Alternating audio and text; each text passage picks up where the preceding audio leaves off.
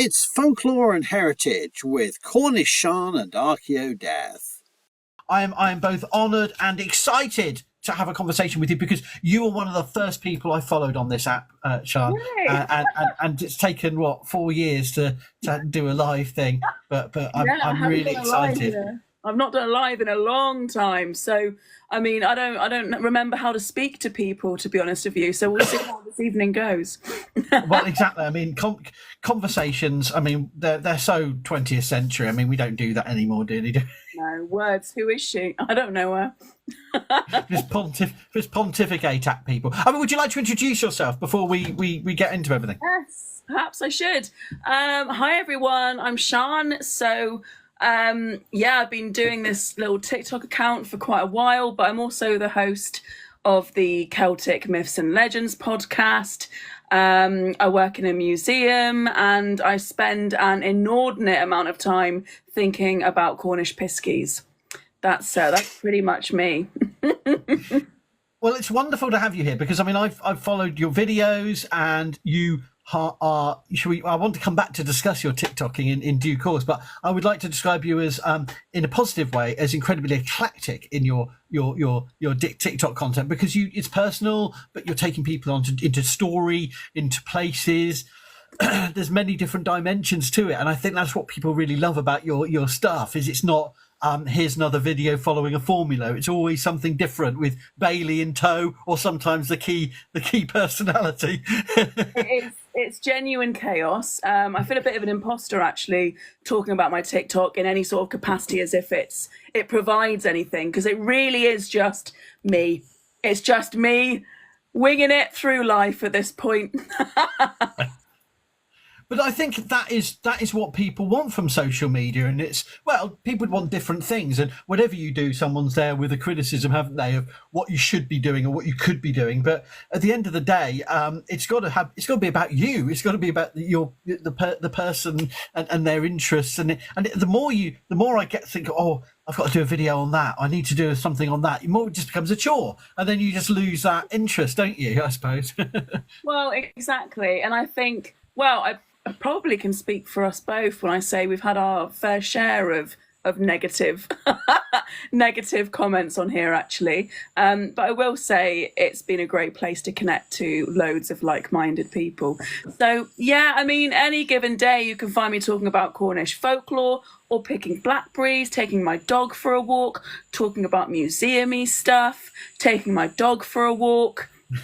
These are the captivating things. So, I mean, can you start us off by how did you become the heritage folklore guru that is you?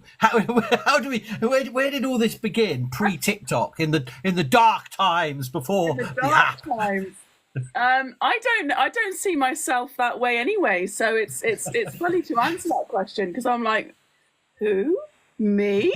But I have been working in a museum for about 5 years now, but previous to that, I originally did my BA in ancient history. I wanted to go to drama school first, but my parents vetoed that, so I was like, no, I'll just do ancient history instead. Why not? And I loved it. I really, really did enjoy it. And then when I left, I was like, what do you do with an ancient history degree? Museums, I guess. And luckily I love museums, so that was kind of where my brain went. But museums are notoriously difficult to get a job in. You probably will know that as well, or will certainly will know of lots of museum-y people.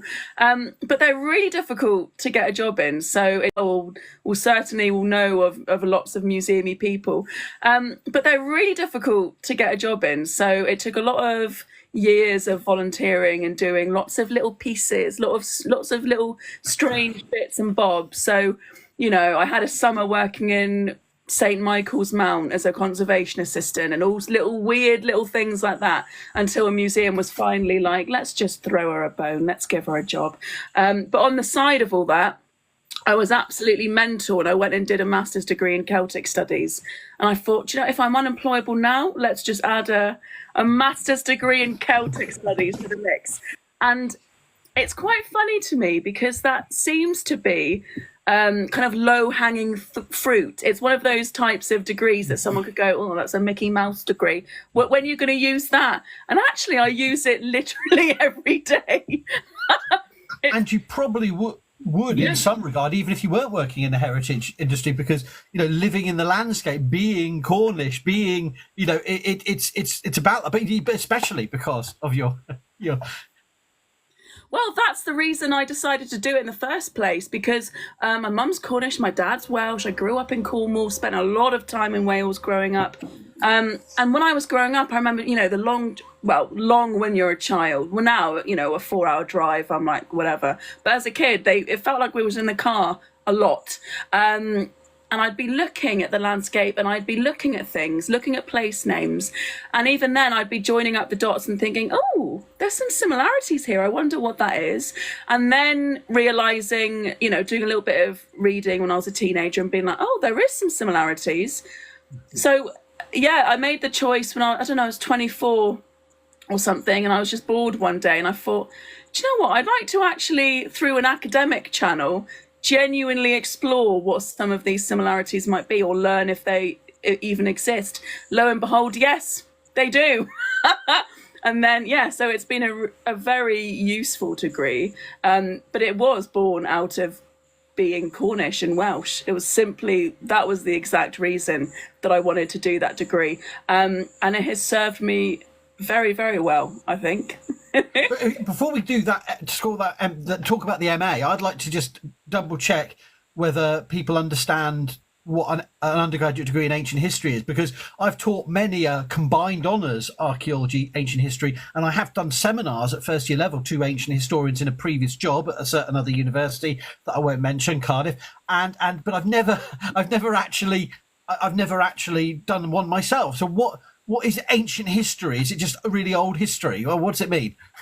So it's a bit too confined to Greco-Roman world, but but that's what it was really. So my main interests at the time, and still do have an interest in now, were Greek tragedy. Well, I still do love Greek tragedy, actually. Were Greek tragedy and the fall of the Roman Republic. Yay! I don't know why. Those are the two things that I when the stuff hits the fan, that's the times I like. Yes, exactly. I loved all of it. It was just like chaos, and I loved about it. Because, like I said, I wanted to go to drama school, and then I thought I'd just do ancient history instead.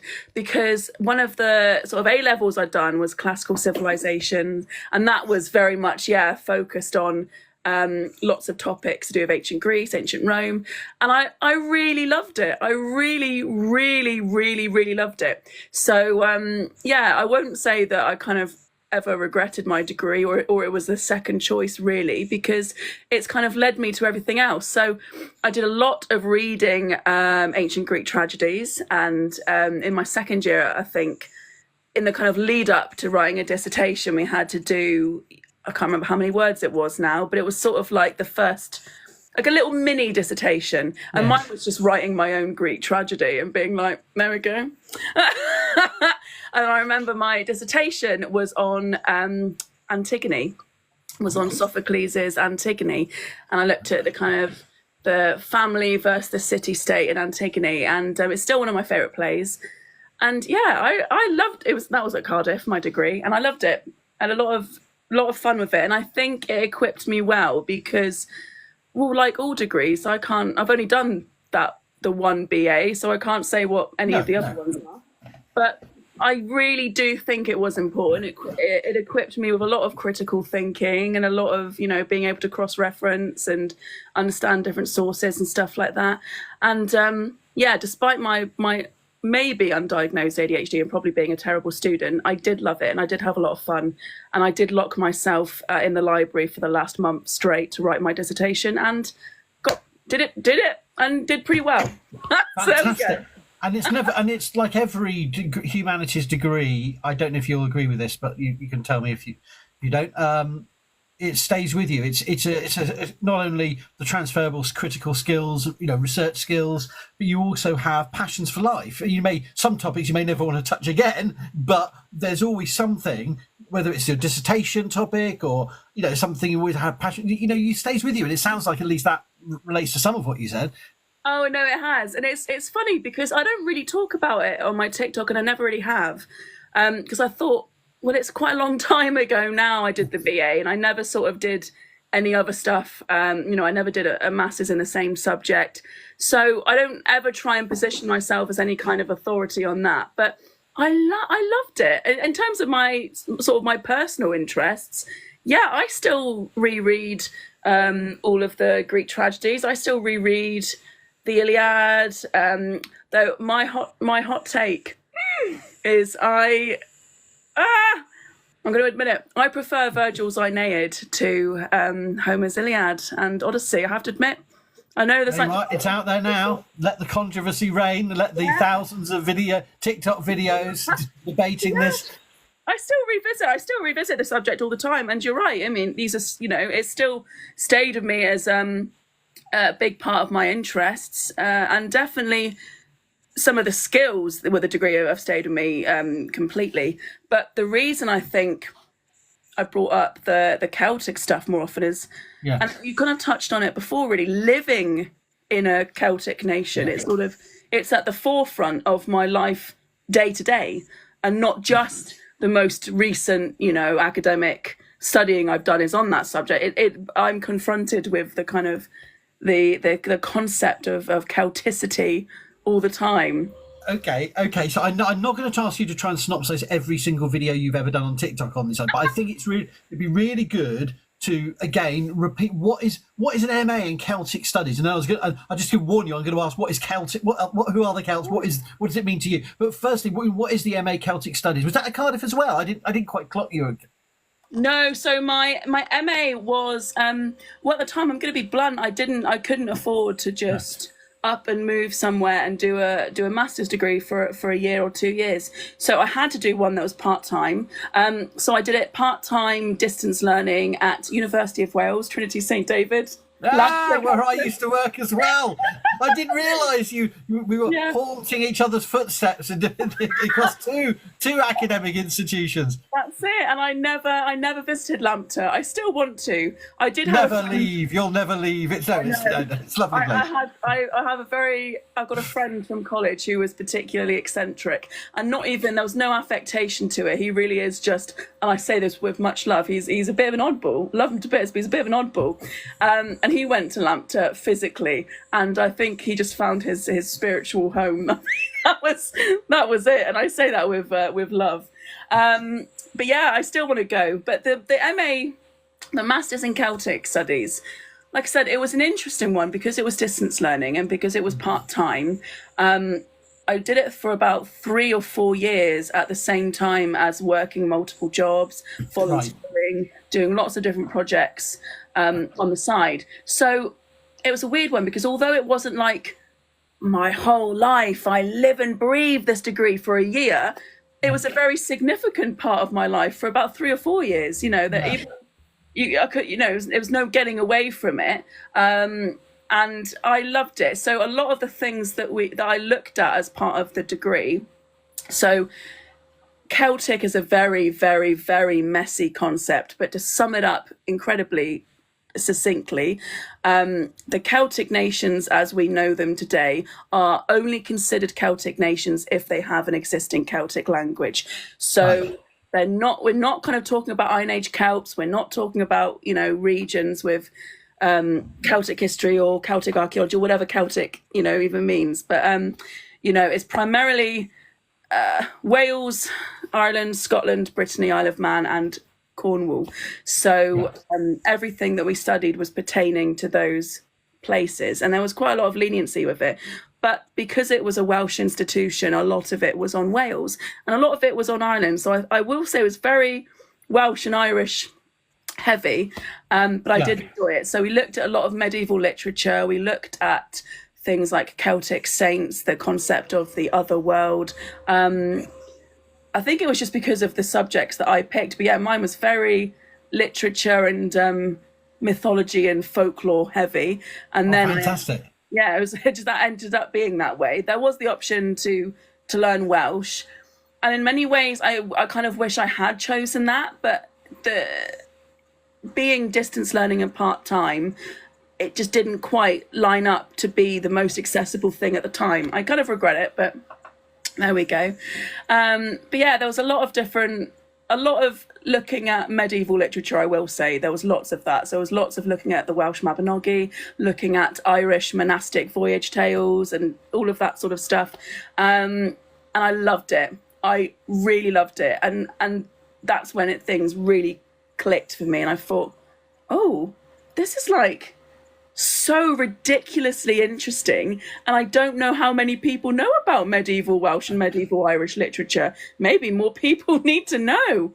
And yeah, ultimately I wrote my dissertation on my local area of Cornwall because I wanted to add my own little modest bit of academic research into my area. It's a very industry heavy area where I'm from, but the industry is China clay mining, so a lot of people don't know what that is, but it's the biggest mining industry in Cornwall, and it's all the big open cast white pit. So some people might be familiar with the term, the White Pyramid, or the Cornish Alps, and that pertains to my area of mid Cornwall, which was all the waste tips of that mining industry.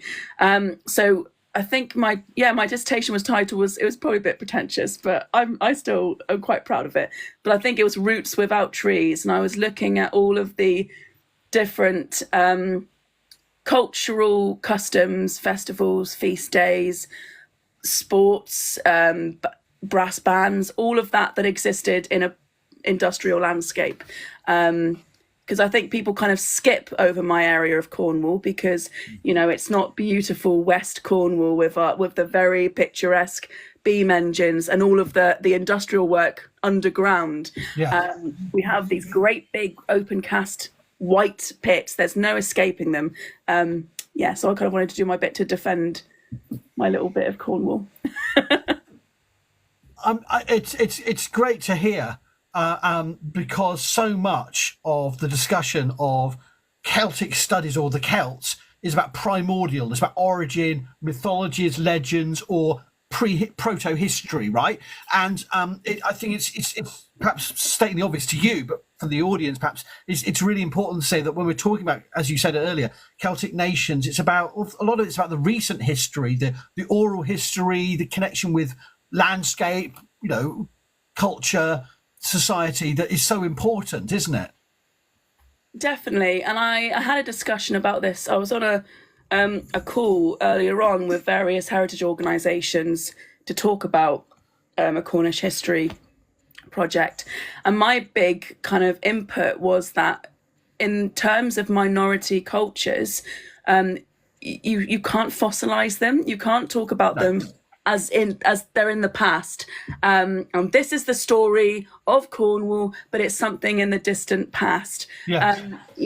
All areas of the world, but especially, minority regions that are really quite, clinging on to minority languages that have a very small population of speakers. They're not fossilized cultures. They're living, breathing, continuously evolving cultures. And I think for me, a lot of people have this very mystical idea of Cornwall and Celtic. And that's certainly a facet of Cornwall. You can't get away from this kind of mystical part of Cornwall. We have all of the megaliths. We've got, the quoits. We have amazing archaeology here that is ancient and kind of gets steeped in mystery and magic and that kind of thing. But a really big interest of mine is industrial history. And yes. Of course, industrial history in relation to the ancient stuff is relatively new. It's not that old. And of course, the mining industries in Cornwall, especially clay mining, still happening, still on my doorstep. They still mine 700,000 tons of the clay every year. It's still in basically everything that we use every day. So to me, being Cornish it's who I am. It's like a constant thing. It's not some thing of the past. So, and I feel like that's probably quite a lot of people in other Celtic regions can relate to that. This idea of Celtic as, sparkly fairies and all sorts of stuff like that. when actually all these regions, they still exist. The languages we're still fighting to keep the languages going, some of which are, rising exponentially in speakers, but they're still minority languages, minority culture. So it's still a bit of a fight to be seen as a current thing.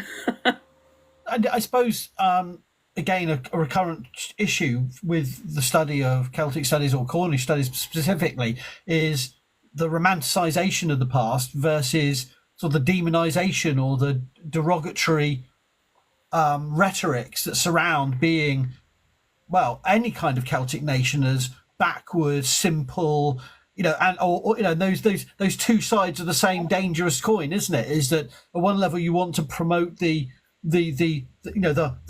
pride heritage, or say industrial heritage, but also the misery and the diseases and the pollution. You can't sort of, and I suppose that's always a challenge when you're trying to educate people. I presume your podcast is festooned with discussions of that sort of that challenge. Well, it isn't massively, but I'm really glad you brought it up because, my God, Cornwall has so many problems. There was quite an interesting documentary that came out a few years back by Simon Reeve on Cornwall. I wouldn't say it was perfect, but it was a really good step in the right direction, and it was much better than a lot of previous documentaries that had come before. And he did a very kind of good job at showing some of the problems that exist in these areas. I mean, Cornwall, for anyone that doesn't realise, we're a sea peninsula. So we're kind of jutting out into the ocean. So, of course, we've got sewage concerns. We've got, we're an area that's been mined for, if you excuse the pun, been mined for tourism to a point that it's become, unsustainable. Yes. Much like a lot of, coastal picturesque areas. And when you cover up with a plaster this sort of the picturesque version, you do hide all of the actual problems that exist in a place. And I think sometimes that mysticism, that beautiful kind of magical version of Celtic, that can sometimes be a small part of that plaster, or in some cases a big part of that plaster, that covers up some of the very real issues that exist in Celtic nations today that we kind of need to talk about, but they don't bring people in. They don't bring holiday makers in. It's the inequalities with other parts of this island, or these islands, but also the inequalities within the hidden, sort of the people exiled from their own landscape because of cost of living, rents, houses, all those kind of dimensions too, I guess. Well, certainly. I mean, when you put all of your eggs in one basket, it's never going to be a good idea, and that to some extent is what has happened in places like Cornwall. I won't just say Cornwall's a blanket, because it happens in a lot of places. But if you kind of say it's only a tourism hotspot, it's only this picturesque, beautiful place, it's only a holiday destination, then a lot of the media, a lot of the kind of funding goes into that, when actually it's quite a small part of our GDP, actually, tourism in Cornwall. We still have current mining industries. Agriculture is still a large part of our economy here. Fishing, but that is dwindling as more and more ports are becoming again more commercialized. But all of these discussions, and I'm glad you brought it up, because all of those to me are Cornish. All of those to me are Cornish. It's, Celtic to me is a very messy term, and I love it as much as I hate it, to be honest with you. Well, I mean, I was going to ask, I did promise to ask that. So could you break down what are the key, if you were going to throw caution to the wind and to say who are the Celts, what do we mean by Celtic, and then say maybe add to that some of the limitations with that. Well, my relationship to it has kind of changed so much over the years anyway, in that my username used to be Celtic Siân, and then I got to a point where I was like, I don't really like this username anymore. It's Cornish Siân now, because calling myself Celtic, it was a bit, I don't know the right word for it, but it just didn't feel right anymore. So I'm very fiercely proud of, being Cornish, and I'm very fiercely proud of defending the Celtic nations. But you get into a really interesting quandary with pride in a minority nation is seen as being against the majority nation. Yeah. So pride in being Cornish is seen as anti-English. Pride, and I suppose it might be the same for things like pride in being Breton might be seen as anti-French. Pride in being, I don't know, there's lots of different kind of minority nations and minority cultures that exist in majority ones. And I think I often see it on social media, whenever there's a video about the Celtic nations, there will be so many comments from people that are like, what about North England? What about England? England's got Celtic DNA. And you think, and then you've got to get into the discussion of what culture is and how culture can't be simply quantified as DNA. Yeah. And it's a really messy thing. So I think that Celtic can be really helpful in some ways. It can be helpful in categorizing languages, certainly. It can be helpful in categorizing areas in terms of talking about, culture and folklore and that kind of thing. But it can also be really divisive. It can be really messy. And actually, it can turn some people against learning a bit more. Yes. And it's really frustrating to try and get that balance because, especially when you live in an area where every day you can kind of feel the encroaching gentrification, you can feel the majority nation kind of overtaking in a lot of ways. So for a lot of Cornish people, and I don't think a lot of people understand this if they're English, for example, or if they're not familiar with areas like Cornwall or Wales or Scotland or Ireland, Brittany, Isle of Man. But there's a real defensiveness, there's a real insular attitude actually in some Celtic nations that can be quite ugly.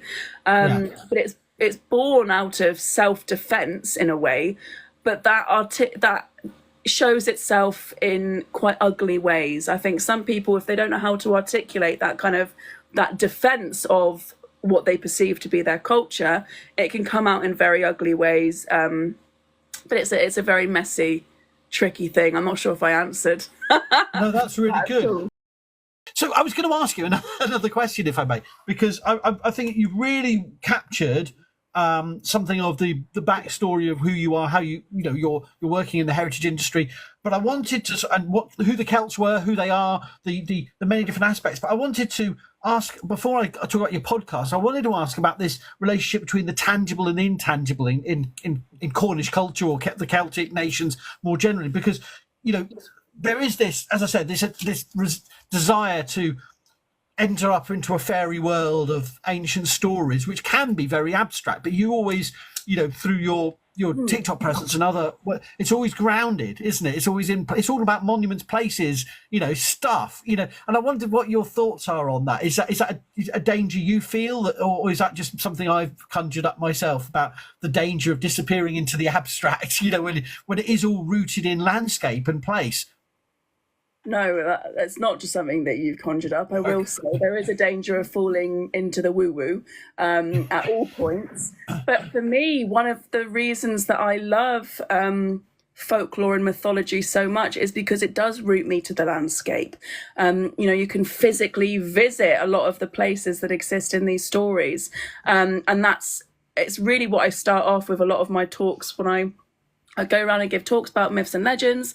I start off by talking about the landscape of Cornwall and how it's so diverse and it's so varied, and that's why we have a real diversity of stories. I'm not going to storytell here, but one example is that there's red cliffs around St. Agnes, and then there's the story of the Bolster giant that lives there, and then he bled, and it's his blood that's dyed the cliffs red.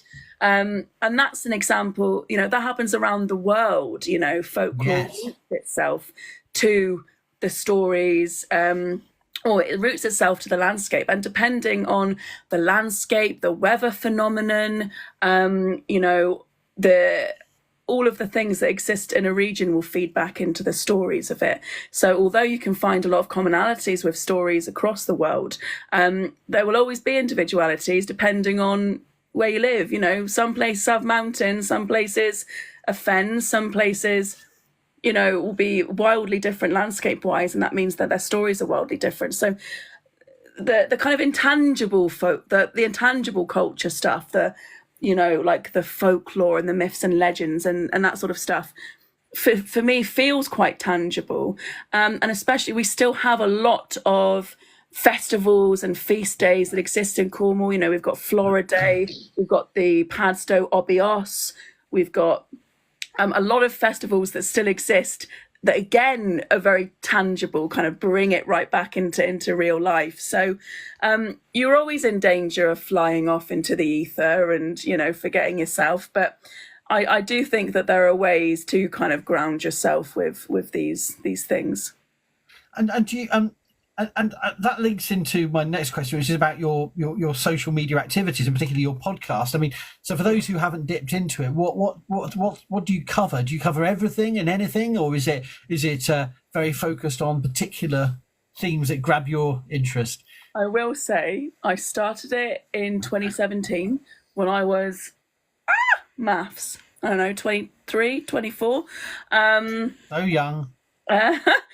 If you start from the beginning, it's very experimental. It's probably not very good, but it's called Celtic Myths and Legends Podcast, and it's about Celtic myths and legends. But a big part of it is detangling this idea of like a Celtic pantheon, detangling this idea of Celtic being one sort of mythic concept.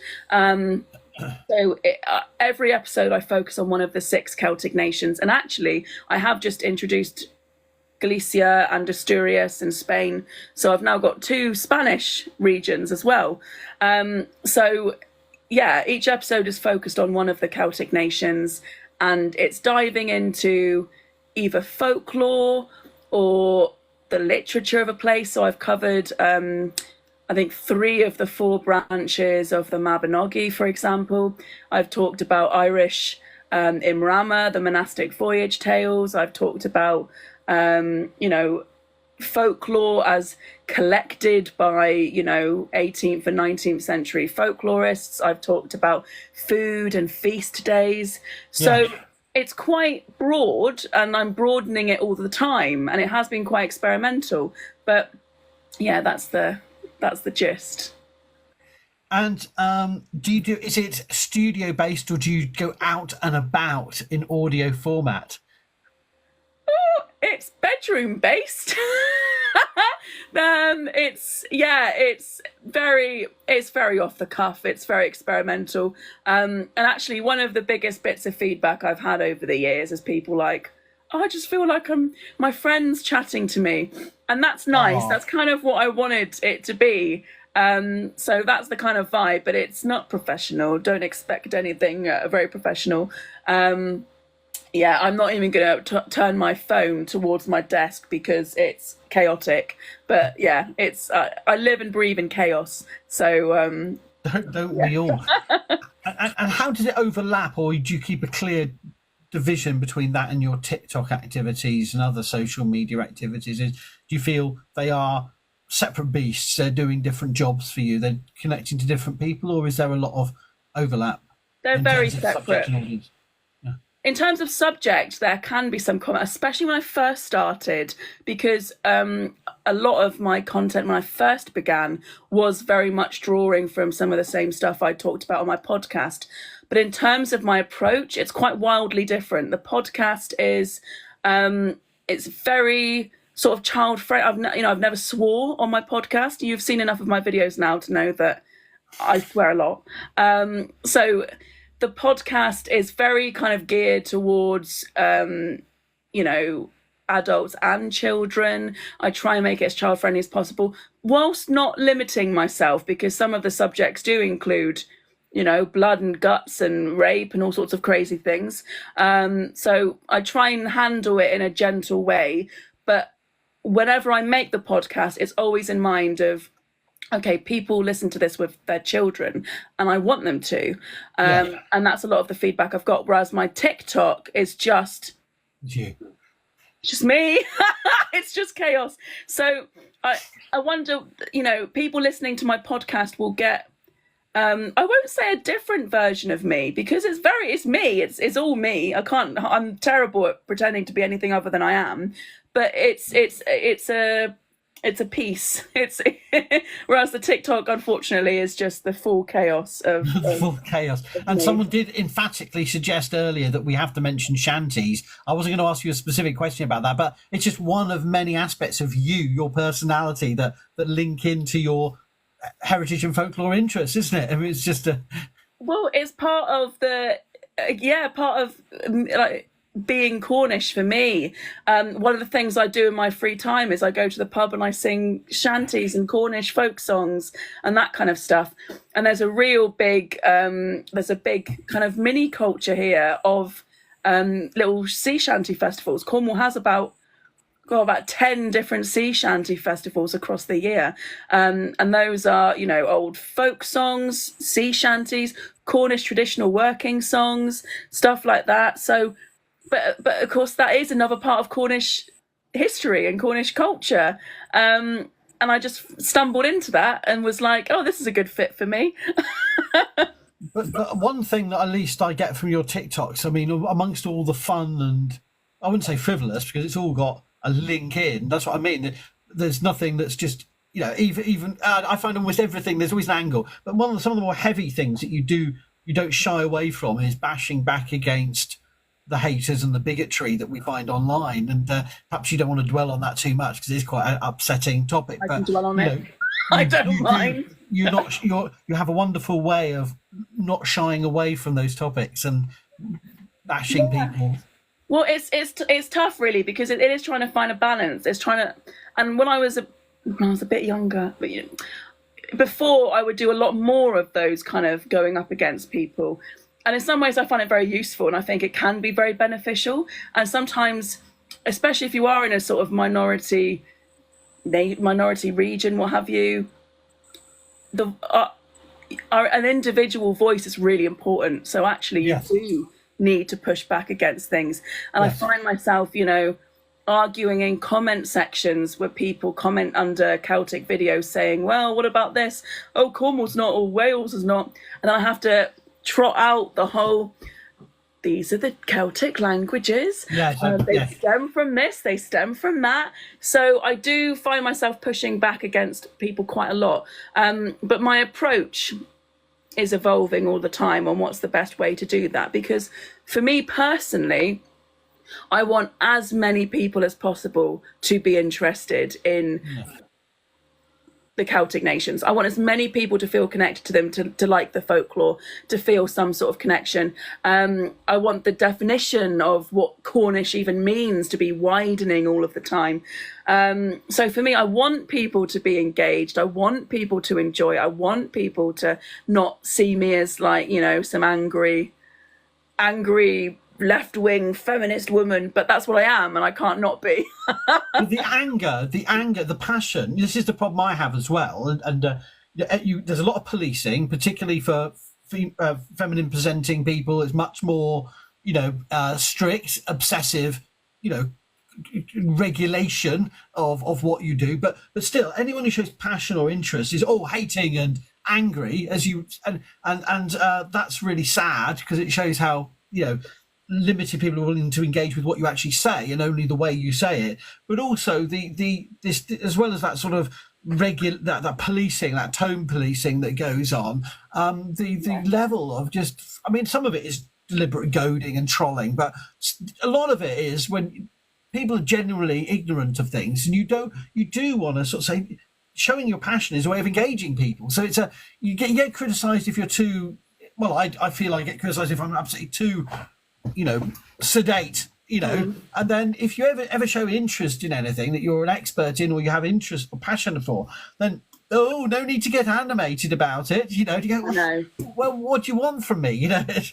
The amount of videos that I have privated, you know, that I began with quite a strong position, and then I had to just be like, I can't I can't do it. Can't do it. And I had to private the video because people, some of the hate can be ugly and it can be vicious, and some of it's coming from a very predictable place of the last kind of gasp of British imperialism, and that I can understand. That makes sense to me. I know why those people are angry at me talking about Cornish history and language and culture and that sort of thing.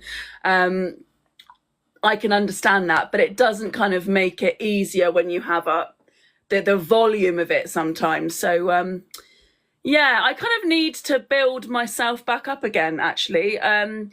There's a bit, I won't dwell on this for too long, but with health stuff, like getting like a, chronic illness and stuff like that, I don't have the armor as much as I used to. Like I'm not as good at kind of pushing back against people because I physically don't have the same energy. But it is important, and I do find myself again, more and more now, I'm trying to constantly remind people and inform people. I'm constantly doing the whole, Celtic nation is dependent on a Celtic language. These are this. I still don't think I'm gonna completely stop being angry. I think that's always going to be part of my content here, but. And you need to we need to use humour and emotions of different kinds as part of our engaging, portfolio of things to engage with. I was going to ask you about this later, but someone has prompted me repeatedly to ask about your BBC drama. And I wondered if you'd be willing to talk about that and how that links into your other social media dimensions. Yes, so I was really lucky. A few years ago, BBC Arts were doing a project called New Creatives.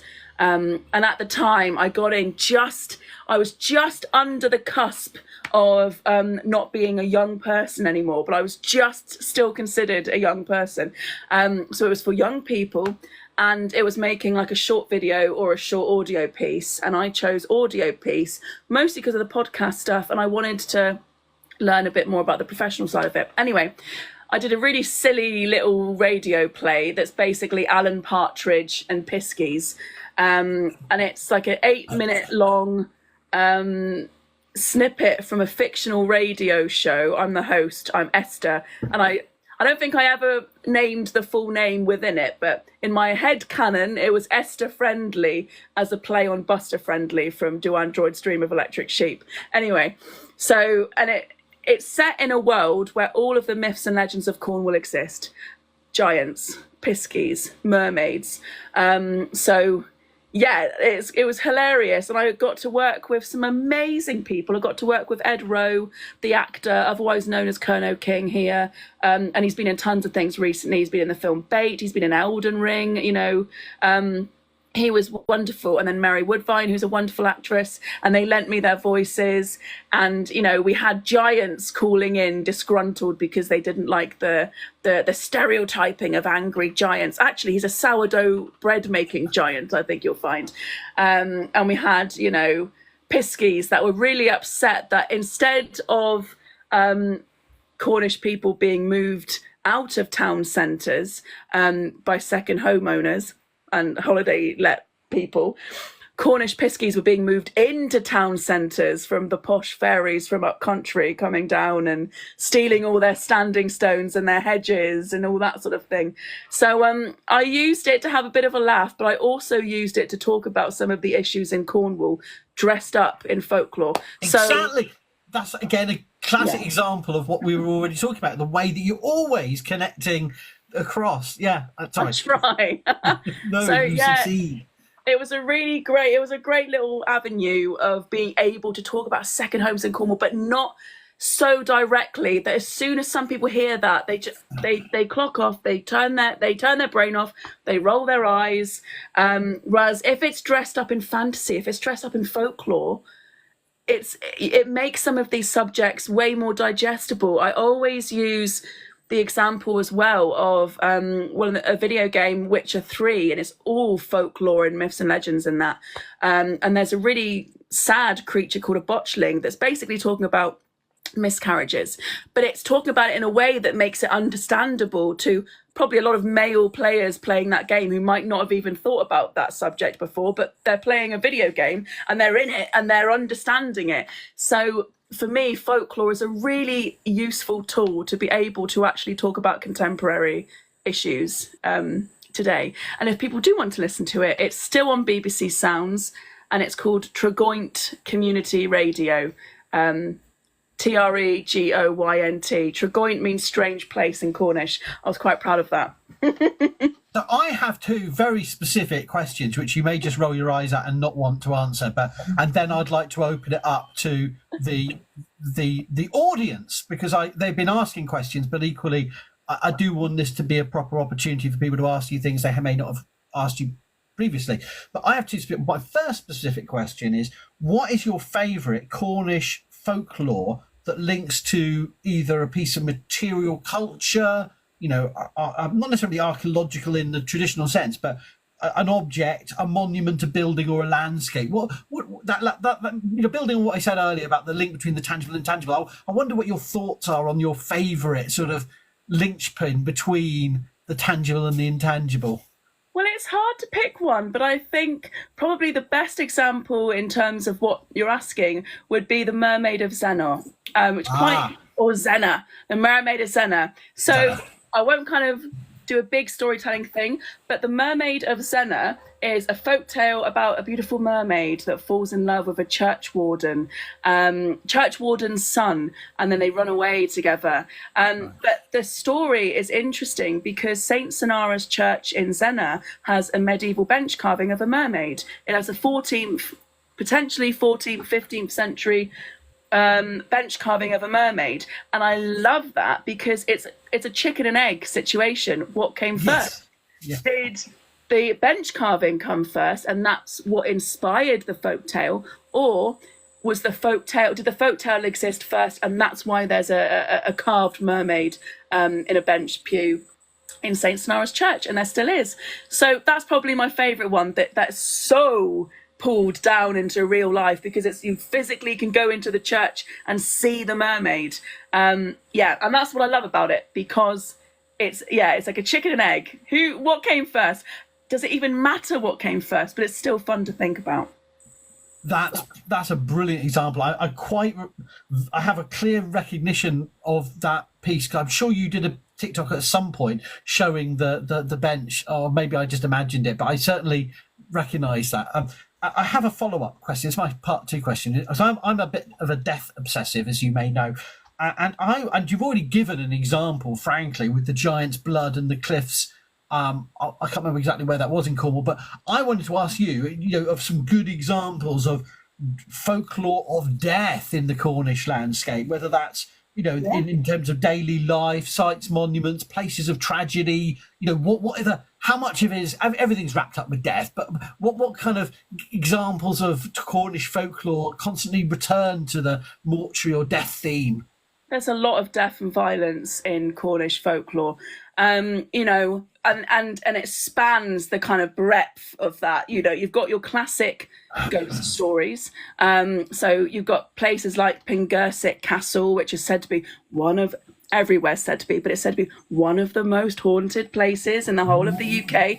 Every Cornish pub has ghost story. Every single one is haunted. If you want to listen to the patron.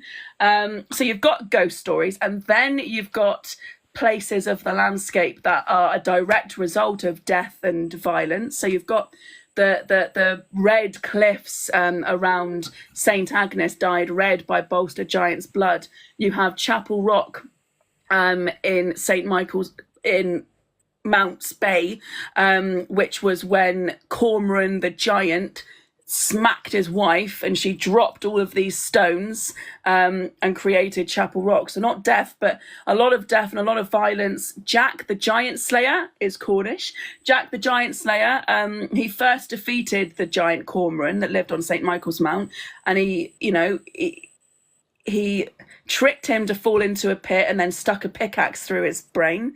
You know, there's a lot of death in the myths and legends. But yeah, even in terms of the history and in the places that become significant, you have the murder of a young woman, Charlotte Diamond, up near the North Moors of Cornwall. And that has become in itself quite an interesting place, a place that people will visit because of that story. And I probably lost my train of thought, but yeah. Yeah, there's a lot of it around, and does actually, most of that is about the broader landscape, not about burial sites or cemeteries, really, or churchyards. And actually, there's a lot of obviously a lot of the archaeology of Cornwall is burial mounds as well. So we do have lots of that, and we also have. Oh my God, my brain went then. What? Can you repeat your last question? No, I was just thinking about, the death and violence is about the whole landscape, not just or only or primarily the what archaeologists would call funerary monuments, burial sites and cemeteries. I'm not saying they're not, because as you rightly then said, a lot of these archaeological sites are linked to folklore, but the death is everywhere. No, the death is everywhere, and I think people often forget, and as I said before, you've got things like this mystical version of Cornwall, but also it's a heavily industrialized area.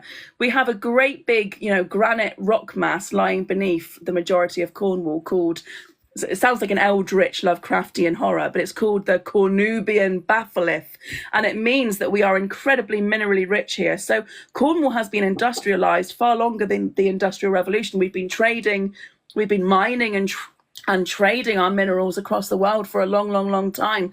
So with industry comes death. You can't get away from stories of miners dying and, grisly stories like that. And that becomes, part of local folk tales but local bits of gossip and old wives' tales and things like that. So, yeah, and I think the interesting thing about Cornwall is, and you sort of touched on it a little bit earlier, but I don't think that I rolled with it at the time. But there's a really interesting view of Cornwall of the past, especially if you want to look at writers who are writing, in the sort of, 17th, 18th, 19th century. There's this really strange view of Cornwall as, on one hand, being this beautiful mystical place that even then people did like to visit, and on the other hand, the Cornish being these really strange, sour, dark people, short and squat, dark-haired, miserable, strange, bizarre, superstitious people. So yeah, to me, Cornwall is really gothic. It kind of lends itself really well to Cornwall. And I don't know if you've read it, but Joan Passy, who's wonderful, by the way, Joan Passy wrote a wonderful book on the Cornish Gothic. She did her whole PhD on the Cornish Gothic, so there's enough material there. Well, I wanted to give people an opportunity to ask questions. I've skipped through while you were talking the past comments. I think we've addressed all people who've asked actual questions. But while we wait for anyone to add any further questions, while you have this unique opportunity here, I'm trying to do my sort of TV style, unique opportunity to talk to Siân here and ask her any questions. I do have a final question, which is not intended to be mean, or pressure you in any way. But why the hell haven't we got your Siân on Cornwall, multi-series or Disney Plus, Netflix series? Why, That's my dream. Why haven't we got that yet? It's been my dream for years to do Siân's Celtic Odyssey. There you are. You've thought of the title. I would love it. So my two big dreams, I'd love to do Siân's Celtic Odyssey. I'd love to travel around the Celtic nations and talk to people and collect up bits of myths and legends, but as they relate to people today. And some of the answers might be, it's a bit ridiculous, we don't believe in that sort of stuff. Or it might be, I remember my grandma telling me about that. Or it might be a current, that's a fairy tree. So I'd love to do that. But I'd also love to do a lot more comedy writing. I've had an idea for a sketch show based on Celtic myths and legends for years. You know, my Welsh banshee who's depressed and has lost her scream, my Selkie marriage counsellor, my location that's for a bog witch that's looking for her new bog. I've got so many ideas, and I just health is kind of a barrier for doing for opportunities and doing some things, but also I don't know how the hell to progress them. Really, I mean, this is the problem. Is that you know, it's all about, you've got to then spend a lot of time on that, trying to get an agent, trying to work. Like, I mean, like I'm still trying to write a popular synthesis book, but I'm doing it without for a small publisher, just because I can't face that world of vile, and there's so much to baggage there. So I find it really sad, but you know, that there's this, again, it goes back to your earlier point about volunteering. You get into these things with volunteering, but in the heritage world, everyone wants everything for free, and no one's willing to actually pay the people that have demonstrably got the talent, such as yourself, to enthuse, to engage, to inspire and share, you know, to actually do these kind of products. But so maybe, you know, it's you know, I don't want to be too bitter about it, but you can't help but being a bit frustrated when you see all this wonderful enthusiasm and knowledge, and you know, they'll happily watch a TikTok, but they won't fund what should be the Celtic Odyssey, which, you know, I'm not sure how many people would enjoy watching me on TV either. I don't know how. I'm not sure how that would translate to the big screen. Jonathan Ross did go around and do a myths and legends show a couple years back, and I was part of that. Oh yes. Which was good fun. That was good fun. So you can find me on TV somewhere. You can, if you looked up, Jonathan Ross Myths and Legends. There is an episode on the Southwest, and then a little bit on Cornwall, and then a little bit on Cornish piskies, and then that's me. So I've done a little bit of it, and I'd love to do more of it. It was so much fun. But I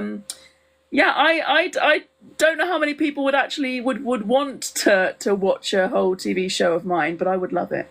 Well, Dr. Mary Bateman's in the comments, and she's saying she would watch it, and so there you are. And she said you were great on that show. I think that's the Jonathan Ross one. I have two other comments from Popo, and I'll do them in reverse because I think that would work better. And they, he, she, it asks, what are your favourite places to go around Cornwall in nature, etc.? I mean natural open air spaces, I suppose they mean. What would you recommend in terms of places that maybe linked to folklore but don't have to? I probably shouldn't say like where I spend most of my time, but I have no sense of safety, so I will. Up to you. I spend an inordinate amount of time on the moors of Cornwall, especially Gosmore. It's a little nature reserve, and you can do a 7-mile loop around it, which I haven't done in a while because but I love it there. It's so weird and desolate, but also a nature reserve, so it does have lovely nature parts of it and grazing wildlife, but it's also very haunted. I'm going to just put that out there. It's a very weird place. I've had very weird experiences there, but I love it. So I love moors, but I love the coast. Health kind of dictates that I'm not very good kind of doing my... I used to spend, you know, I would do like 10 to 14 mile hikes around the coast, and I would, you know, spend a lot of time there, which I don't so much anymore.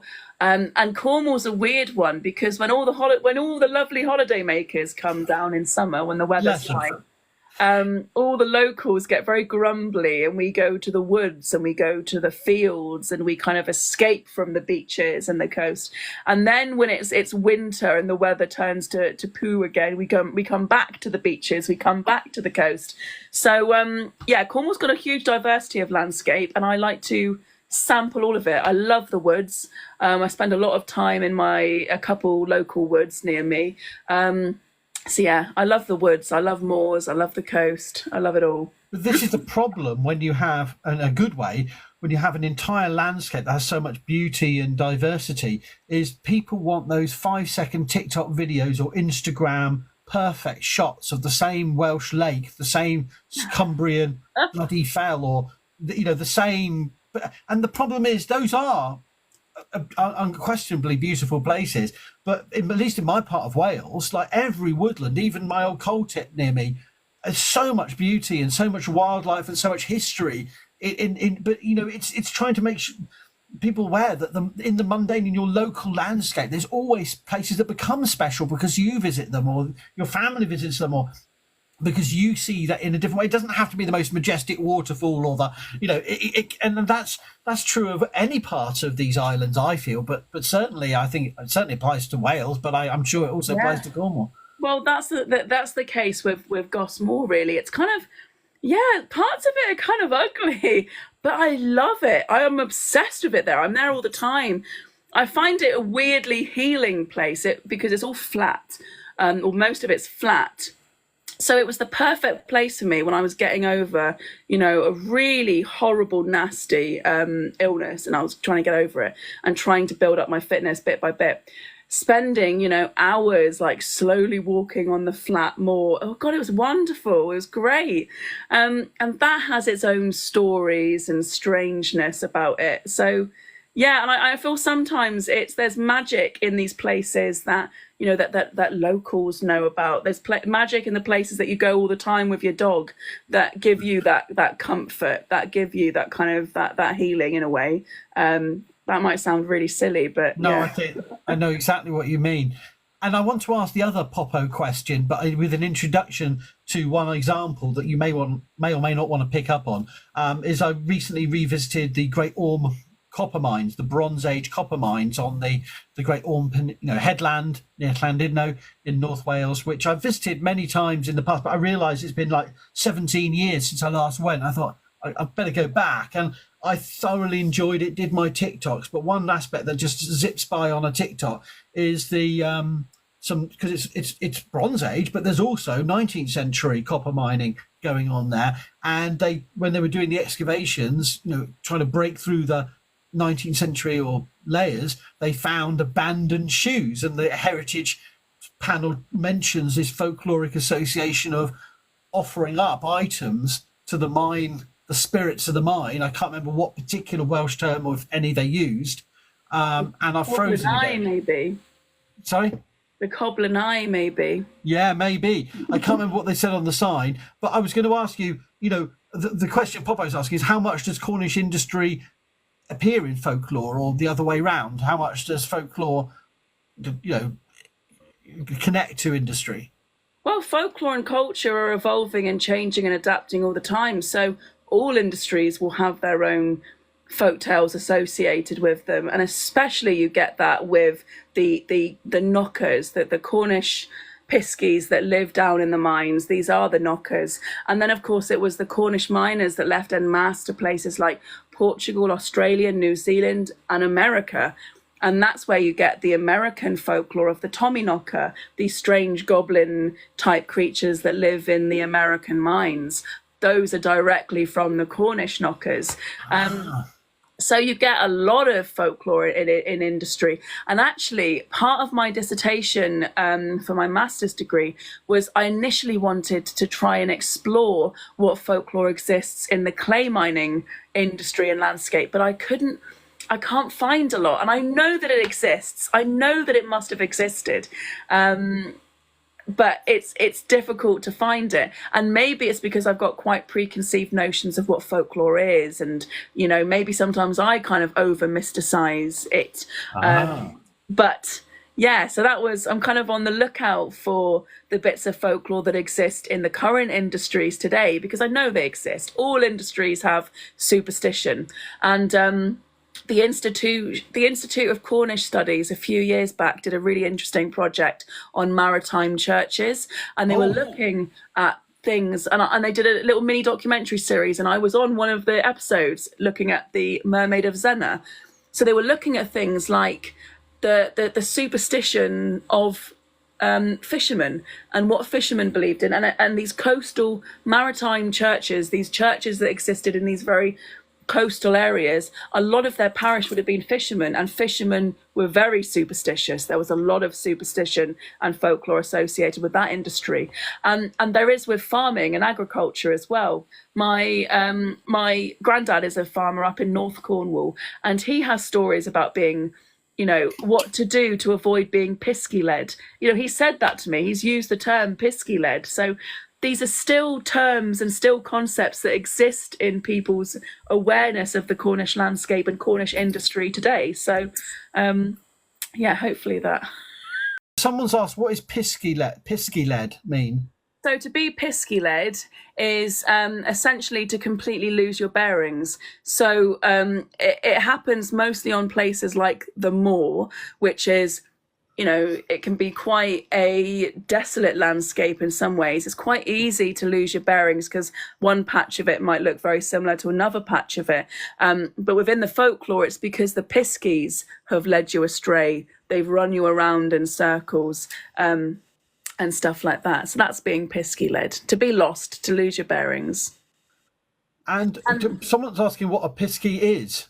Pisky is pixie, but we call them piskies in Cornwall.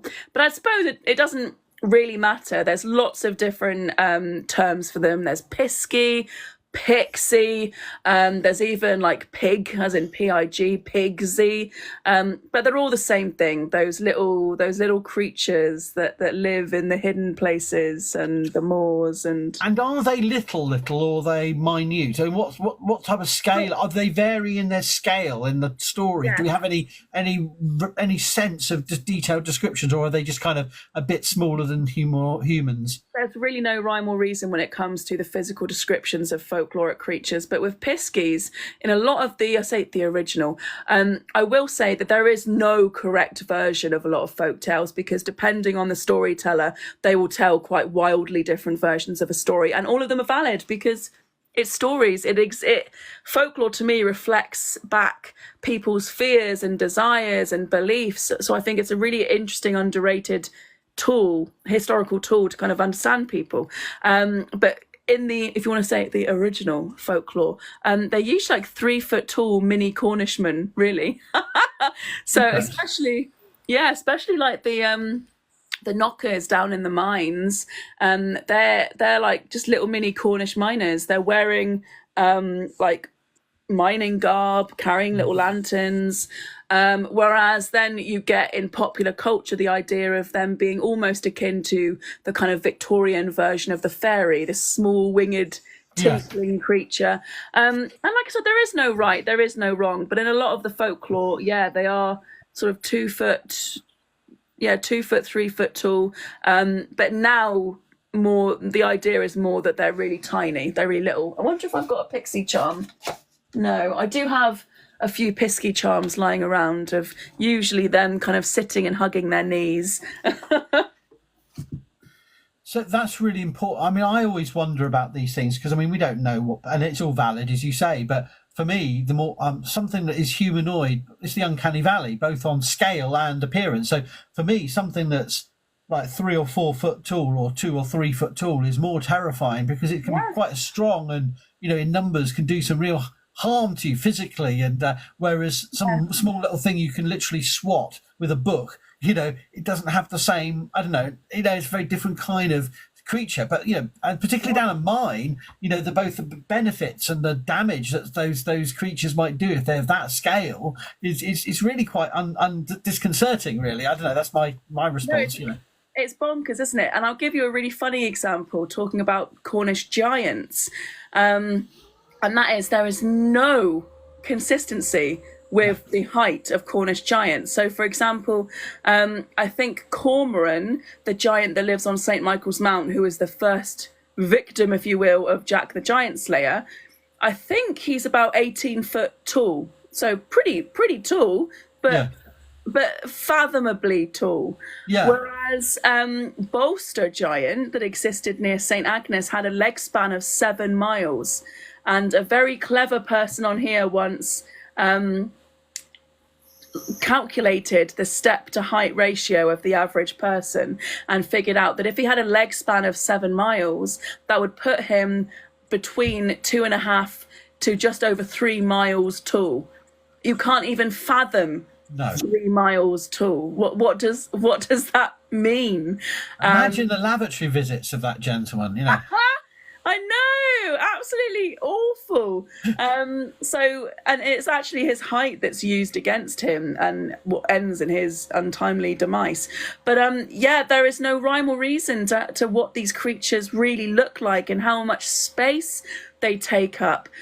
And I think it lends itself to this kind of romantic idea of these creatures diminishing in stature dependent on the level of belief shared at a current time. And that's quite a popular thing that Terry Pratchett and Neil Gaiman and other writers like that have kind of explored this idea of the less you believe in something, the smaller it becomes and the more diminished it becomes. Because how else do you explain the disappearance of 3 mile high giants? And surely there were multiple giants. So how did that happen? Where did they fit? But then, of course, you've got the possibility of the other world overlapping our own, and there being all sorts of creatures in that. But yeah. I mean, that does lead me to a question that no one's asked, and I want to ask it, and perhaps I'll then shut up and let you have a break. But I was going to ask about this issue of how and when we balance. How do we deal with? We don't want to knock people who do actually literally believe in these creatures, but we also have to combat pseudo-archaeology, pseudo-history that can be really quite damaging to not only native and indigenous traditions around the world, but can actually lead people into quite some physical danger, in terms of exploring sites and, and I just wondered what your reflections are from a Cornish perspective, because we hear a very American focused, bashing the ancient aliens and the ancient giants and the haunted perspectives. And sometimes I also sympathise in that, and I'm quite robust myself. But other times I feel that can be quite stifling, and we can be losing potential audiences who don't really see that either or of science versus, and are happy to be quite creative and informed in that journey of through story and through folktale. I don't know what your thoughts are on that balance. Well, if anything, it's probably one of the biggest things that I am concerned with, actually, this weird kind of duality of loving folklore and history and myths and legends and that kind of thing, and then getting angry at people for buying into it all a bit too much. And that's a problem of mine that I do need to work on. But there does come frustration with, the idea of I suppose looking and chasing for things that you might believe in, you might think are real, but also, like I said, the fossilizing of a living current culture. And I think, it's what preoccupies me. It's one of the things that preoccupies me the most on this whole subject, really, is how do you strike the balance? Because a lot of the people that listen to my podcast, in fact, the majority of people that listen to my podcast are American. And I love my American listeners. I love these people who have curiosity in their hearts, who are interested, who are engaged, who are searching for something, who, might have family history or might just like the stories. And I have a real degree of sympathy for that and understanding. But I do also find myself getting very frustrated with the kind of, what I say, the kind of woo-woo-ness of some of it. The kind of smushing all of this folklore together and creating one sort of homogenous blob of it. And that's a problem when you look at urban fantasy and that sort of thing. But also that should be allowed to exist. There should be urban fantasy novels should be allowed to exist, and they should be able to draw from myths and legends and things like that. So, I have my very own personal biases and I guess prejudices in a way, and my own kind of need and desire for these things to get out to as many people as possible. And, if I'm talking about piskies, if I'm talking about giants, if I'm talking about mermaids, and I'm trying to reach as many people as possible, inevitably it will get across to people that will believe in those things. And who is to say that they can't. But the interesting one for me is the trouble that I come up against in terms of, there being no Celtic pantheon. Because for me, I think personally, and I could be wrong, it's an opinion of mine, it's not a fact, but for me, I see a bit of danger actually in homogenizing something like Celtic. Yes. I see it as being potentially really quite dangerous, as smushing all of these quite distinct places that have lots of commonalities, but smushing them together and creating this kind of false Celtic pantheon. So yeah, I do kind of find myself coming up against Celtic pagans sometimes, and I don't want to, because in many ways we have loads of things in common. We have lots of the same shared love and the same shared passions, and in a lot of the ways I love the stuff that they're doing. But I'm always aware of the potential danger of homogenizing something like Celtic and where that could potentially lead. And I do see it. I do see white supremacists, co-opting the idea of Celtic, co-opting the idea of Nordic, all of these things. So I think sometimes I'm in danger of jumping a few steps ahead and being a little bit paranoid, I suppose, in trying to combat what I see as potentially being dangerous, and actually leapfrogging over some things that are probably quite innocent at the time. So that was quite long-winded. No, I've come across this. We talked about pseudo-archaeology in terms of ancient aliens and giants and stuff, but I think the real most dangerous ones are the ethno-nationalists. And when it becomes within a broader rubric of white supremacy, where they don't care about any of these landscapes. They're just there for the meme that they can show. This is the beauty of Celtic women. They don't care about women. They don't care about. They want a quick meme that they can be mobilized to foster hate against immigrants, to foster hate against anyone who's not. And they're happy to mash up completely different traditions of the Anglo-Saxon and the Celtic into the same thing when it suits them, or branch them off or juxtapose them, because they're constantly grifting a different way because their end game is the same. It's like all fascists. They don't care about the facts. They care about how can they stoke hate and then weaponize that hate in a particular direction. So yeah, it's never going to go away, but it's not because of the traditions and the culture, but equally you can't say, it's just a few group of extremists. It's embedded in everything, and we can't keep our eye off the ball. Really, we've got to keep our eye on the ball. That's what I meant. We've got to keep attentive to the ways in which it manifests. Yeah, that's my thoughts. And I think, and that there is a certain degree of fatigue in that, because you have to be quite hyper vigilant, because they infiltrate these spaces and they infiltrate in large numbers. And you're so right. They'll take something like, the beauty of Celtic woman, and it will be, a blonde-haired, blue-eyed, tall, slender woman. And I think, what is Celtic about that? Most of us are short and fat with dark hair, we're short, fat, broad with dark hair. Usually our skin tans, it's, and there's a real danger for me in tying culture to any sort of idea of DNA, tying culture to skin color, and having a very, narrow definition of who gets to have any sort of personal stake or personal interest in what Celtic is. And that's on the smaller level. That's on sort of the individual identities like Cornish and Welsh and Scottish. But there is also, that huge danger in creating such a homogenous blob that it becomes easily digestible and easily taken as a symbol of hate, because they don't need, you just need surface level crap to kind of peddle towards the right people. And then you've got, you've got a kind of avenue for hate there. And that's from laziness. That's from not being at all interested in the kind of the minutiae of these minority cultures. And in fact, a lot of people like that hold the actual cultures in contempt, to be honest.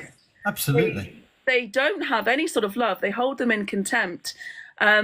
Because for me, logically, and I do have to try and balance myself constantly with emotional, my personal prejudices, and also what's logic and how I kind of logically feel is the best approach to get to what I kind of want to happen. And that's logically, I want as many people as possible to be interested in Cornwall, because the more eyes on Cornwall, the more then there's potential funding bids to preserve Cornish culture, Cornish historic places, Cornish language. The more it's brought into the public eye, the more there's opportunities to preserve and to get the money to look after things. Whereas, you know, these people, they want like a handful of 3 people to feel like they can actually call themselves Cornish, and that is the death knell of culture. Yeah, absolutely. To me, that's the death knell of culture, when you say, oh, only this tiny handful of people are allowed to be interested in this one thing, because they're not interested in it. They're not the ones working in museums. They're not the ones joining, you know, bloody Morris dancing sides. No. They're not the ones, you know, in these very niche kind of pockets of culture and heritage, not usually anyway. Usually the types of people that you come across in those spaces are kind of the opposite of that, actually. So, yeah. Well, it's like the video I did a while back about Stoke-on-Trent, these flag shaggers who would never actually go to church or actually look at a gravestone, but they're suddenly upset that a church that's been abandoned for 4.5 decades and is now being converted into a non-Christian religious use. And they are suddenly, that's outrageous, it's our ancestors. You know, they mobilise that. And usually it's quite, like that case, absolutely transparent. But often it's more complicated and messy. And it's only after a couple of, you know, I've been to public talks in various parts of England and Wales where, you know, you talk to someone who's asking a question, it's quite innocuous, and you have to wait only a few sentences in, and then you go, yeah, here we go. Okay. You know, I see your angle. But you're there. You're getting messy. You have to deal with these people, whether it's on the internet or in person. But it's about clocking it, being aware of where people are trying to steer you or steer the agendas. And it's not always easy and straightforward and simple. Not everyone does a goose step and strange salutes. It's, you know, or versions thereof. Sometimes you don't find out until quite a while later. You know, I've had right tiffs with people that I've otherwise originally been connected to on social media and found we had a lot of commonalities, only to kind of come across a really insidiously ugly attitude that then leads me to join some dots together and think, oh my God, how did I miss that this person is literally... And that's how did you know? No, but you can't, because they're very clever, like all kinds of, well, you know, we could go into analogies to other kinds of behaviours and criminalities. You know, they are very good at hiding it and dog whistling it. And you know, it does breed a kind of paranoia in itself, because you do wonder, is someone going to, you know, when we all say stupid things, but that's not what I'm talking about. I'm talking about, you know, an ideological driven, you know, agenda to push a particular narrative. But I suppose, I don't know about what waffling on about now, but we just got to keep aware, haven't we, of the challenges? Yeah. I think, like you say, they're very clever, they're very sneaky, and their tactics change and their dog whistles change. Yeah. So it's staying very vigilant of that. And I think for some people watching this, they might, I don't know if they might see this as a bit hyperbolic, but you will be very aware of it. And it's not hyperbolic. There are very dangerous, insidious players who are doing very sneaky, dangerous things. And it's not just a case of someone making a dud joke. You know, these are very dangerous people who are using, you know, pieces of iconography that are like shallow representations of culture and heritage, and using them as really kind of white hot weapons of racism and of, you know, I don't know, my brain's gone now. No, it was a brilliant phrase though. It was a brilliant phrase, Siân, and I totally get what you're saying. I don't think we've had any more questions, and I think the TikTok has issued its patronising, you've been great job, you've gone live for 90 minutes, don't forget to take a break. But I do feel we've come to a natural conclusion, because you're a consummate professional. We had 3 wonderful sections. I was going to ask whether, you know, to double check your permission on putting this onto YouTube, but I don't think, because we've had the crashes, I don't think TikTok will now have recorded this. So I feel this will just go into the ether, but I will check and see and talk to you if we can salvage. but I have this horrible feeling that if I get my hopes up, it'll be dashed by the fact that only perhaps part 2 has been recorded or so. Yeah. But regardless, I think it's been a really constructive, hearing where you come from, what you've been doing, and your perspectives. And I think those that have stood the whole test of the 90 minutes or bits thereof will have gained a lot of insights, I think. And I can only encourage, as a final point, just go and follow Siân. You'd be mad not to. You'd be absolutely, you're a cornophobe if you don't. Don't know, is that a thing? That's a new one. I like that. I just made it up, so it's now a thing. It's a thing, but no, seriously, you must, and I don't know if you've got any final thoughts or you want to tell people again where to find your stuff.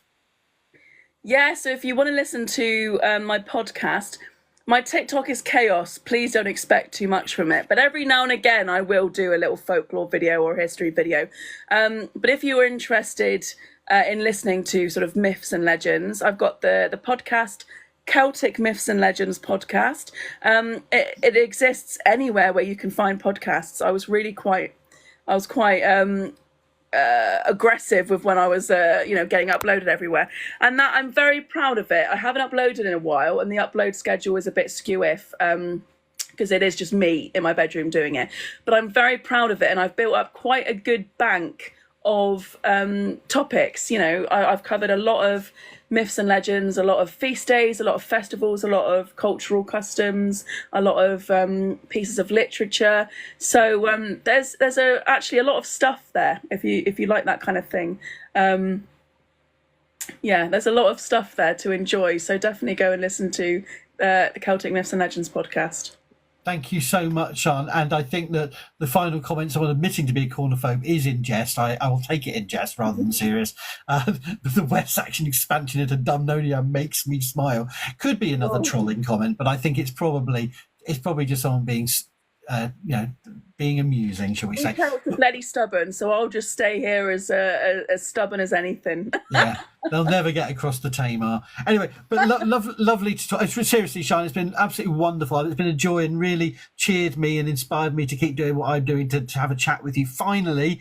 And we'll catch up. But just to say thank you again for your time and all your hard work on online and elsewhere, fighting the good fight. And yeah, it has been long overdue. And thank you to Spiritual Villain and That Rebel Rabbi for being my mods for this evening.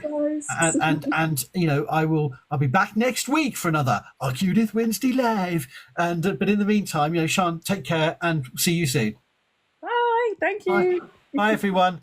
If you enjoyed this video, please consider subscribing to Howard Williams on YouTube. In addition, consider following the Archaeodeath WordPress blog at howardwilliamsblog.wordpress.com.